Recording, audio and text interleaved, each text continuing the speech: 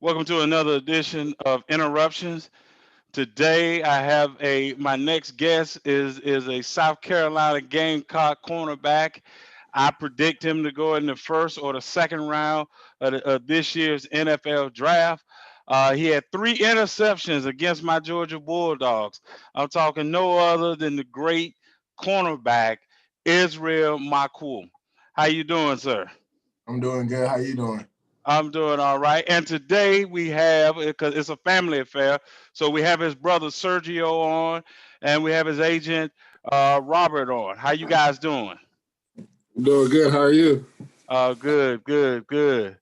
So my first question for you, Israel, is this: what was the recruiting process like for you um, when you were coming out of high school?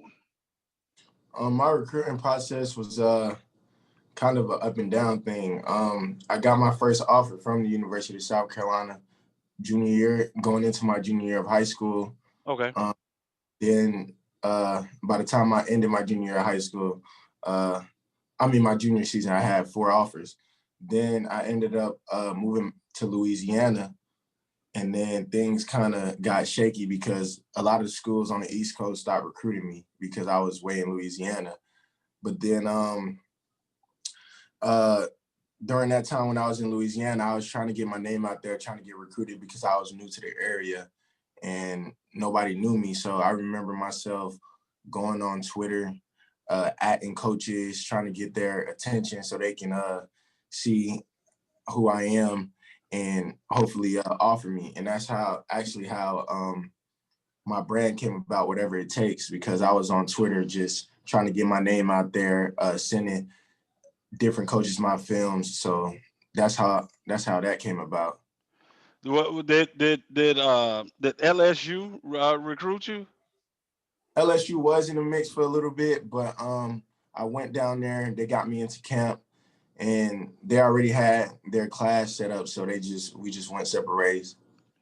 Oh man, that was a big miss on them. Oh yeah, Yeah, sure, for you sure. can't teach 6'4". You cannot Yes, teach sir. 6'4". Yes, sir. Man.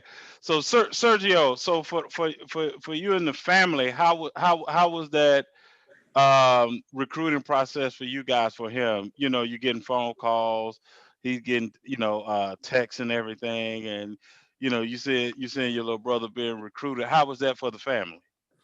I mean, for the family, well, basically it was basically me handling Okay. everything. My parents didn't really focus too much on the recruiting, so it was kind of crazy. I remember times he would like a coach would hit him up and he'd text me. I'm at work. He's like, "What should I say?" So I'm like, "Yo, you need to say this and that." And it was crazy that all the traveling we had to do.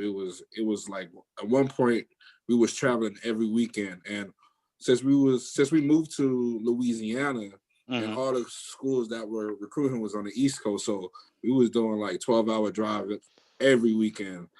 Try to get to these schools, junior day camps, all that. So that was crazy for me because at that time I was the only one driving because the one after me was not driving yet. So it was just like I remember times when my little brother did start driving, not Israel, but the one after me. I'll Okay. tell Israel, yo, you need to stay up, like, cause I'm about to take a nap. So I remember, I remember one time my little brother, he like swerved off the road, and I Oh woke up Lord. and I started yelling at him. I was like, "Yo, what you doing, man? You trying to get a skill?"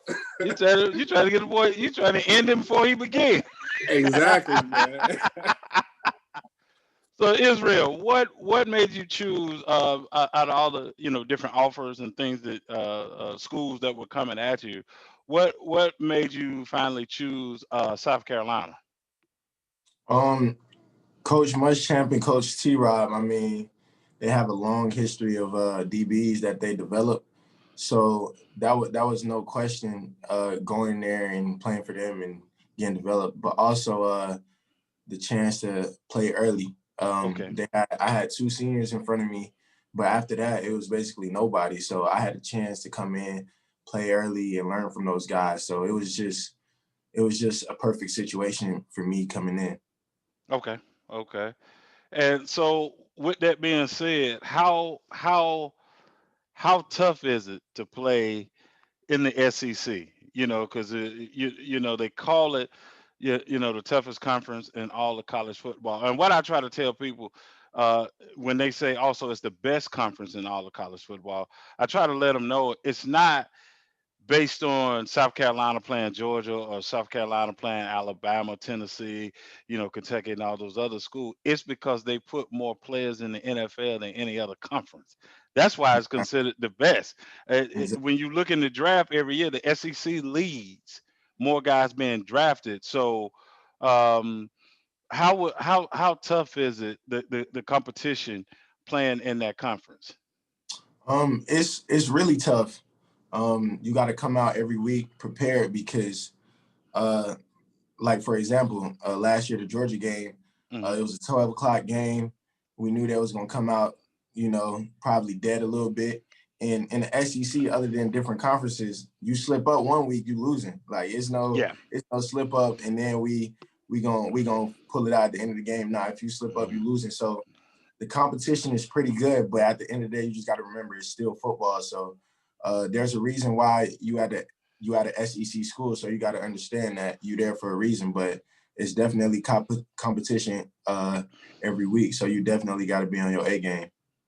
So what was it like? Well, not what was it like, but for you coming in as a freshman, you know, when you come in your first year and you're trying to adapt, you know, in high school, you go to school, then you go to football practice.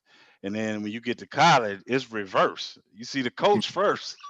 Then you Exactly. got the then you got the classes and all this other kind of stuff. So when was it when did the point hit you where you felt like, okay, I belong here, I can play in the SEC, I can play with these guys? When did that moment, you know, hit for you? Um, really, my freshman year, when I uh when I was getting a little bit of playing time, Hmm. um, I played I played I played special teams my whole freshman year at the beginning of my freshman year. Sure. So I wasn't seeing the field that much. But when it really hit me was when um I got a lot of playing time the Clemson game of my freshman year. And I think that was like the number two or number three country. I mean number two or number three team in the country. Okay. And I was just out there playing against T. Higgins and I was guarding him all game and I was like I belong here now because coach trusted me to guard him. And that's when I knew like I belong here. Oh yeah, man, you going against T. Higgins? Yeah, I would say they trust you. Yes, sir. you go, normally you're not gonna put a young fella on who's supposed to be the other team's best receiver. Normally Exactly. they try to get your feet wet. You know, they slide you in there on the third, usually the third receiver. To say, let's Exactly. see if you can hang. You know, so that's a testament of you know your hard work, knowing what you're studying the game film and being able to show what you could do in practice. So I wore this bulldog stuff because I want to get to this question. So tell me about that Georgia game with the three interceptions, man. How was you feeling? How was the game unfolding for you? And what were you seeing on the field that was allowing you to say, okay, I can make a break on the ball? So first and foremost, that game I actually woke up sick. I wasn't really feeling it that game, Oh but wow. like it was an SEC game. I mean, ESPN 12 o'clock noon prime time, and we going against the number three team in the country. So definitely had to put on the show. But for my freshman year, just looking at when we played Georgia my freshman year, sitting on the sideline, I was just recognizing that they like to throw a lot of out routes and comebacks, and that's because we play a lot of cover three.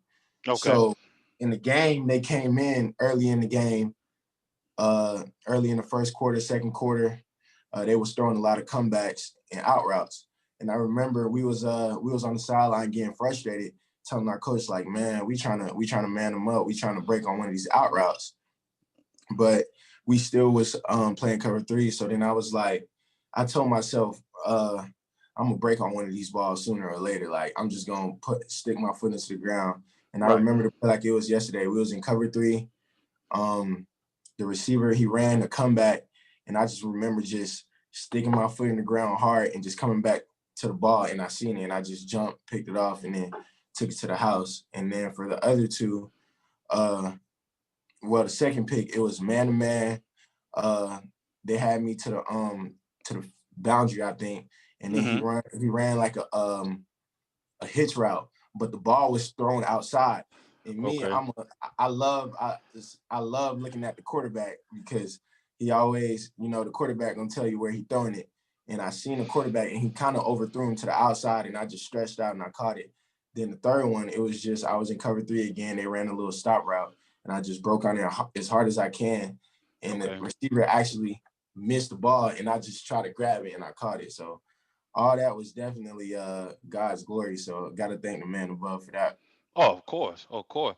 So, were you confident? Because, like you said, you playing playing cover three. So, anytime you playing cover three or cover two in a zone defense, you're responsible for an area. Now, it can marginalized based on what half or what part of the area. So were you confident that you were playing your area, so when you broke on the ball, if you missed, you had the help, whether it was, inside leverage, outside leverage, or over the top?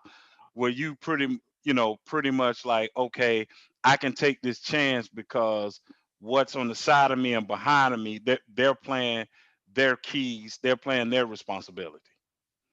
Well, that's the beauty of playing DB. Sometimes you just got to take chances. Okay. And then I took a chance on that. So like sometimes you just got to know when to take chances and when not to. But everything worked out. But I usually know my leverage and I know when I got help, when I don't, and where I got help at. I commend you for that, man. And the reason I do it because I know you see it in college and as well as the NFL, where sometimes a corner will get beat, say like a slant, like say you're inside the 5, 10 to the 5 yard, 10 to 5, going into the end zone, and they run a slant, and you pretty much giving them the inside because you're playing the outside leverage. And the team scores, and you looking like, okay, somebody just didn't just do their job because there Exactly. was no there was no way I was giving it, because people don't understand the reason you're giving the inside leverage, because if you play, if you don't play to the outside and you let him break back outside, that's going to be a six. That's going to be a Exactly. touchdown all day. Exactly. So I'm glad, like you said, you got to take chances, but you knew your keys and you knew that you had the fellas. They were all playing their positions as well, so you knew to take a chance. I asked a couple of NFL former NFL players this question. This is a sidebar question. I didn't have it to intend to ask you, but I want to ask you and see what your thoughts on it. So I interviewed Herman Moore, former Detroit Lion, and Eric Davis, former 49er cornerback, and we were talking about saying someone's a dumb jock is like an oxymoron, because the two words don't go together. You have to be smart. Like Eric talked about how kind of what you did, the interception. He had one against Dallas. He took it back to the house, and he was talking about how you have to study the game film, right, to know what your opponent like to do when they like to do it, right, and then you have to bait the quarterback to thinking that you don't know what he's going to do, just so you can make the play. Can you talk about that from your perspective? Oh yeah, definitely. That's something that I try to do a lot, especially if you know when the play is coming. You can't, if you want that interception, you can't play the play. You gotta kind of act like naive, like you don't know what's coming. Then once you bait that quarterback in, you definitely break on the ball. And there's been times that I did that, and you can just see by the way the receiver is moving and just Hmm. reading the quarterback. So that's definitely something that I incorporate into my game. That's going to serve you well, man, because Herman said it like this way. Herman said, "You don't have to be smart to get in the NFL, but you do have Exactly. to be smart to stay in the Yeah. NFL." Exactly. Yes, You sir. can get there, but to stay, it ain't gonna just be skill. Yes, So, sir. Definitely. how difficult for you was it this year? Trying to get ready for a season, trying to play, and then we had something that we've never seen, I never had to deal with before, with COVID-19. How was that for you once the pandemic hit, right? And then you're leading up to the season. How difficult was that to try to prepare? It was pretty difficult, but I was always training. I was training at home, so it wasn't nothing too crazy. But I think the most difficult part about it was just staying focused because it was so Okay. much talk about we not playing, then we might play, then we not playing, then we might play. So it was just keeping your head right, trying to work hard while all this craziness was going on. So probably just staying focused and just hoping that we played, and we definitely did. So Yeah, because that was something I mean, I'm 49. I've never dealt with a pandemic in my life. I didn't even, exactly, pandemic. First of all, I didn't know what that was. Pandemic, what's that? I was like, did you say panic or did you say pandemic?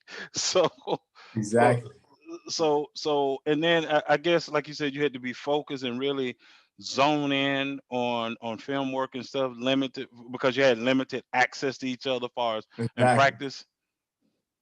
Yes, sir.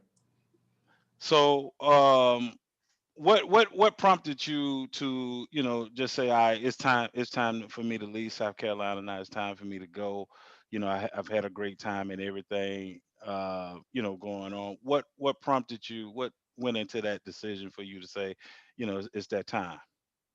I mean, I definitely felt like it was my time to go just because I had a great season last year, and then coming to Hmm. this year, I was expecting to have a even more dominant season, but I got injured. But I just knew it was time. When you know it's time, you just know. Okay, man, that that sound like I tell people when you getting ready to get married, you'll know when you know. Exactly. I can't tell you when you gonna know. You just gonna know. Yes, sir. But the so Sergio, so with him coming up, with Israel coming up, growing up, and playing at South Carolina, and doing the things he's done. How was that for you as a big brother in your family? Watching him and rooting him on, because it's one thing to see him play park ball. It's another thing to see him play in high school, right? And Right. then once he started garnering attention, in college, you start like, wait a minute, my brother got a shot here. Right. I mean, it's every day when I think about it, man, it's just like wow. Especially to the point that's where he's at now. He's entering the draft, and sometimes I'm like, wow, he really made it that far. Because I started teaching football at a young age, and Okay. I was coaching him too through Pee Wee football, Hmm. all the way till he got to middle school. That's when I stopped coaching him. But to see him get all the way this far, it's amazing because it's a stat out there that we used to always tell the kids at Pee Wee, like it's Okay. only probably one of y'all out of 500 kids that's Hmm. actually on the field that's going to make it to the NFL. More y'all, sad to say, more y'all more likely to go to jail. Y'all might die. Y'all might not Hmm. make it. Hmm. And just for him to make it this far, it's just for me. I'm so happy for him. Like so, and all I did was to be there to push him to do what I could do for him to get there. So if something needed to be done by me, I made sure I did it. So at the end of the day, I'm like, listen, hey, I got you this far now. It's you know, so when he needed in training, I see he'll be slacking. I'm like, look now, it's a million kids that want to be in your position, so you need to go out there and work. So for him to get this far, it's just like when I talk to his agent all the time, I'm like, man, I can't believe like this boy about to get drafted. Like, wow, So it's just it's just hard work and definitely God's hand. I mean, without God, if Of God don't want you to course. be in the NFL, you ain't, you Right. can do all Yeah. you can do, but you ain't gonna make it. So So yeah, I'm with you on that. I'm just asking everybody, Israel, Sergio, Robert. Hey man, once he get drafted, I need a jersey. I need a signed jersey. I'm just saying, I'm trying to build my little trophy area. I Oh just, yeah, for I sure. yeah, I just need to get that. I need to get that. Robert, I do have one question for you. I will put you on the spot, but it's an easy question. It's an easy Sure, question. sure. What did you see in Israel that made you guys in your company, want to represent him and help him with the business side?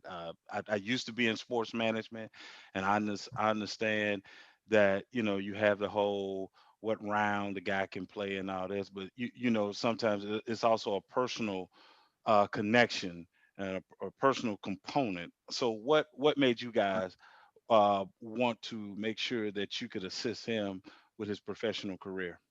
Right. So, I mean, that's a good question. I think a lot of agents, we look at mostly numbers, what the Hmm. media is saying, what scouts are saying, what the team needs are, and things like that, and where they're projected to be drafted. Right. But like I was doing a seminar about a month ago, and they was asking that question. How do you scout athletes? And I tell them that it's a two-way street. So an athlete knows the type of person that they want to work with, Right. build a relationship with, and to help them manage their career. But you as an agent, you have to know what type of athletes you want to work with as well. You know, Sure. and so what I would say that the Mukuamu family as a whole, they fit that mold perfectly. And what I mean by that is, of course, we know that the on the field stuff is going to take care of itself, but Right. let's talk about character. Let's talk about a good family support system. Let's talk about the Right. athlete that he's thinking about playing, and that's his primary focus. But he also has an understanding and a passion for community, passion to giving back, Sure. and helping the next generation. So those things alone, had him stood out more than any other athletes that I was looking at, this year. The drive, you look at the history and the opposition that they had to endure, leading Right. up to this particular position, you can't help but admire the passion and the drive that they have. And so, just a combination of all of those things, but mostly the type of people that they are, Sure. and the type of family unit that they are, man, you can't get better than that. And I tell them all the time, man, look, if I wasn't your agent, we'll be best friends. That's Yeah. They're just good people, period. And so that part is what I look for in representing people, because I mean I think it goes beyond sports. There's other things that players would need you for, and if you're not Right. committed to the long haul and not just a first year, second year Hmm. contract, then you shouldn't be representing athletes. You just should. You Well, know. I can tell you he and his brother they when I say smooth, I mean no, no, It's no, no. cool. So no, no, no. See. Let me break it down. They are. I like the way Israel handles himself. I remember when I was doing sports management, and I found out that this is more, my calling. So this is why I, started my podcast and started interviewing from athletes to entertainers. You saw the stuff from my Instagram page. Right. And I remember the first time I spoke to Israel on Twitter, and Israel gave me his number, and Mhm. I spoke to him, and then after I spoke to him, he said, "Nah, you gotta call my brother Sergio." And then I talked to Sergio, just kind of going through that, process, and I was going to meet them. Hopefully, they would go come to Atlanta, right? But the pandemic hit. So it's like it's all over. It's all over. And so then I just like I said, and I got into doing what I'm doing now with the Gotcha. podcast. And I was glad to see him in the family land with you guys, and have someone that they could trust, and someone that could be there for them.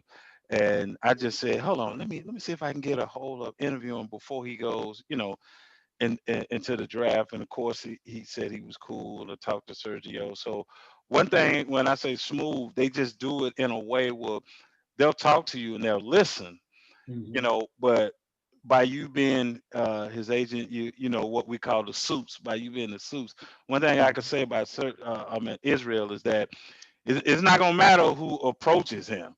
Trust Right. me, it's coming back to you. It's Right. coming back to you. My man's smart enough, 100%. like, yeah, yeah, okay, all right. Holla at my brother. Call his number. Yeah, call brother. Let me get matter of fact, let me give you his number. Let me give you his number. It is, you know, you gotta text Sergio. You can't just call Sergio. He don't recognize the number. You gotta shoot Sergio a text right quick. Be like, hey, look, Oh, man. okay. FaceTime. That's Yeah, big Israel time over told there, hey, man. hey Robert, Israel told me to call you. But they're like you said, they're good people and they're good family, and I wish nothing but the best for him. I believe, he's the best corner in the league because, like I said, you just can't teach that. And then of course he still will always have the ability. I saw one report and they were talking about his ability on certain plays where they had him playing corner and then he flipped the safety. Right, right, And you got defenses. I mean, you have NFL coaches and defense that like to fool people. They want right, somebody that can cover, and then you're not sure is he a safety? Is he, where's he really lining up? So I right. think that's going to serve him well. Israel, my final question for you is what. So what is the process like for you now? With training and everything that you're having to do. I hate it, man. No combine. That hurt my feel. Like, no combine. What you send an invitation out for? Send an invitation out and then say we not having a combine. That don't do nothing for me. But what's the process like for you? The mindset and everything that you having to do to get ready. So when you're in front of these NFL scouts, that you can show and prove. I mean, definitely the mindset is just to impress anybody that lay their eyes on me. But right now we working out twice a day. In the mornings we usually do speed work and footwork drills, and then in the afternoon we get after it with weights and things of that nature. Then on Fridays we usually do position drills. But that's pretty much what I got going on right now. I'm down here at XPE in Fort Lauderdale, Florida. So, and then just training with all these other guys from other schools. I mean, it's been pretty fun. You got a lot of different personalities out here, and then just being able to meet these different guys and seeing their abilities. It's just been a blessing. And to make it this far, like Sergio said, it's just a blessing. And I remember just as a kid, just thinking about getting this far, and now Right. all dreams are unfolding. So it's definitely been a blessing taking everything in, but definitely getting to work. Well, let me ask you this then. Just a side question. I don't really have any more questions, but when you said it, did the pandemic, with everything that went on with the pandemic, right? And you were saying earlier it made you have to stay focused. Is that helping you now with everything that you have to do with training? And the reason I'm asking you this question to give you some context, and Robert probably know where I'm going with this. See, before the pandemic, you're at school, you can hang out, you go to practice, all this other kind of stuff.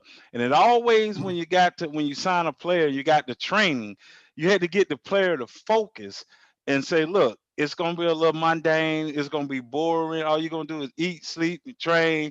We're gonna teach you with the media and all this other kind of stuff, right?